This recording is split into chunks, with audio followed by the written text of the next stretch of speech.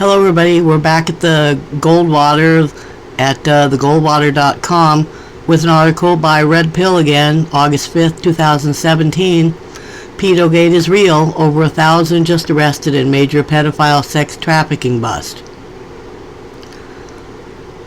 Most of the mainstream media continues to turn a blind eye to the continuous raids against these horrible creatures known as pedophiles who harm children and prey upon their youth to satisfy their Moloch-worshipping sadistic fetishes. News is now coming in of another victory in the fight against the horrendous actions that terrorize these kids for life. As a pastor, a state trooper, and a convicted sex offender were among a whopping 1,000 people arrested in a month-long campaign which targeted individuals who were trying to sell or buy sex across the country. Investigators say these new arrests were part of the National Johns Suppression Initiative, which is a widespread series of stings aimed at reducing child sex trafficking in the United States.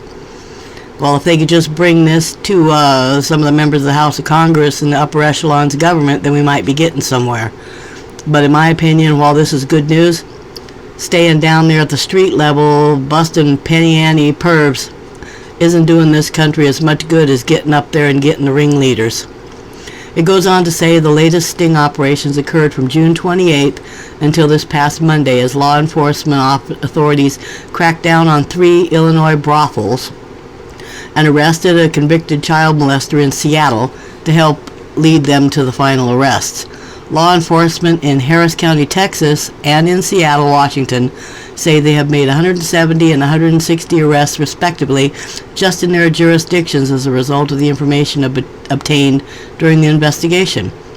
Sheriff Thomas J. Dart of Cook County, Illinois Sheriff's Department was the driving force involved in the operation, alongside 30 separate law agencies across 7 individual states. Well, gee, here's your 17 agencies. In Arizona, officials said that more than 400 people were discouraged from buying sex when they received text calls or web browser redirects informing them about the impact of the illegal sex industry, which is part of the cyber defense system that the sting operation has put into place. Now, I kind of found that weird. It says Dart announced on Thursday that his office will begin efforts to create a public database that lists sex buyers who are caught for a second or subsequent time in order to quickly identify these monsters before they can commit further crimes against the innocent. The National Johns Suppression Initiative operations have led to the arrest of nearly 8,000 total sex buyers since this year, since 2011. The Trump administration, and especially the Department of Justice under Attorney General Jeff Sessions, deserves a good deal of credit for the continued crackdown on these disgusting individuals. It says here death penalty would be too lenient for the heinous acts these demons committed. Well, that may be so.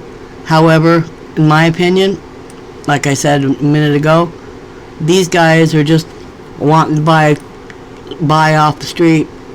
It's the equivalent of busting low-level drug dealers and leaving the drug cartels and the kingpins alone. We need to get off the low-level arrests and get up to get the ringleaders, get the people that are doing this. I'm hoping that this is building its way up to that, because they usually do start at the bottom to gather evidence to take down the top. I'm hoping that that's exactly what this is, a bottom-up take down. So, we can only hope. So, I just wanted to leave you with that. You guys have a wonderful day.